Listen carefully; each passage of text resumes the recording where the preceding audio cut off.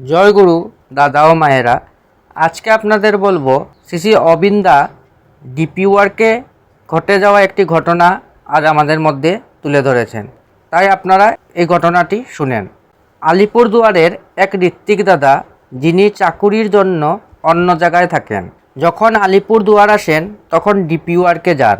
এমনই একদিন বেরিয়ে একটি মায়ের নাম খুঁজতে খুঁজতে একটি বাড়িতে গিয়ে দেখেন দরজাটি বন্ধ। তখন তিনি আশেপাশে জিজ্ঞেস করেন, এই নামে এই বাড়িতে কেউ থাকে কি না। তখন প্রতিবেশীরা ওনাকে জানান যে আপনি ঠিক জায়গাতেই খোঁজ নিয়েছেন, তবে ৩-৪ দিন ধরে আমরা ওনাকে দেখছি না।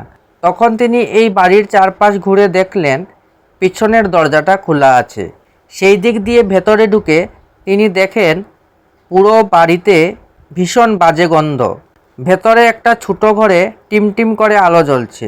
ওই আলোর দিকে এগিয়ে গিয়ে তিনি দেখেন এক বয়স্ক মা বিছানায় শুয়ে আছেন। ওই মাটি ৩-৪ দিন ধরে না খেয়েই আছেন। বিছানাতেই তিনি প্রাকৃতিক কাজ করছেন, তাই সারা বাড়িতে দুর্গন্ধ ছড়িয়েছে। তারপর সেই ঋত্বিক দাদা পাড়ার কয়েকজন গুরুবনকে ডেকে আনলেন। তারা সেই মাটিকে বাথরুমে নিয়ে গিয়ে পরিষ্কার পরিচ্ছন্ন করলেন। ডাক্তার দেখানো হলো। সেই মাটি আগে সেলাই, আচার বানানো ইত্যাদি কাজ করতেন, কিন্তু এখন ডায়াবেটিসের কারণে তার চোখটি খারাপ হয়ে গেছে।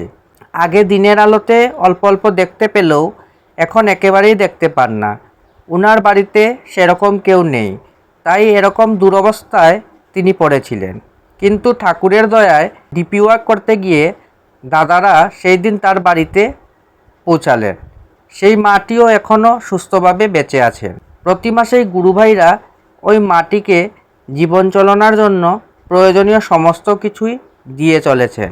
ওই বাড়িটি গুরুভাইদের আড্ডা স্থান হয়েছে। ওই বাড়ি থেকে এখন ডিপি ওয়ার্ক সঞ্চালিত হয়। যদি ওই দিন ঠাকুর দয়া না করতেন, ওই দাদা ওই মায়ের কাছে পৌঁছাতেন না। তাহলে হয়তো ওই দাদা ওই মার কাছে না পৌঁছাতেন, তাহলে হয়তো ওই মাকে আমরা হারিয়ে ফেলতাম। এরকমই আরও কত কত লোক যে আপনাদের যাওয়ার অপেক্ষায় বসে আছেন। তাই আপনাদের অলসতা ত্যাগ করে নিরলসভাবে কাজে লেগে যেতে হবে। এইভাবে ডিপি ওয়ার্ক করতে গিয়ে আমরা অনেক অনেক মানুষকে বাঁচিয়ে দিতে পারি। ঠাকুরকে ঠিকভাবে ভালোবাসাটা অনেককে শিখিয়ে দিতে পারি। আর তার জন্য প্রত্যেককে এই কাজটা একটু মনোযোগ দিয়ে করতে হবে।